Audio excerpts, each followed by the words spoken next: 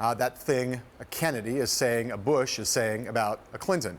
Kathleen Kennedy Townsend, the daughter of Robert Kennedy, posted a photo of former President George H.W. Bush to Facebook yesterday, along with these 8 words, quote, "The president told me he's voting for Hillary," with 2 exclamation points. A spokesman for Bush 41 said that the former president's vote will be private.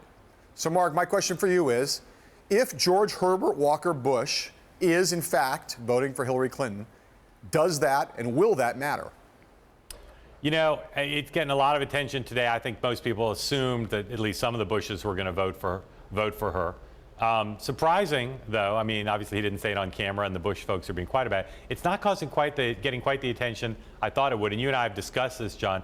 The Clinton campaign, I think, realizes that pushing Republican support may not be in its interest anymore, right, for all sorts of reasons, including it depresses Democratic turnout. And right now, getting Democrats enthusiastic is important. Getting endorsements from the Bushes may not be the best way to energize the Democratic base. Right. I mean, this summer we saw it, right, when Hillary Clinton was trying to basically say Donald Trump is an abnormal Republican and that there's space for normal Republicans to come to her side. She rolled out a lot of Republican endorsements, and I thought that they would have some big Republican endorsements up their sleeves, whether it might be this Bush or maybe even George W. Bush coming to her side by the end of the fall. I now agree with you, though, that if they ever had that plan, they may now be rethinking that plan because they need a lot more energy on the Democratic base than they currently have, and this is not the way to get it. Yeah, and the Bushes don't just represent the Republican Party; they also represent the establishment. Right. And right. we've long seen that if Donald Trump's got a chance to win this election, and he clearly does right now,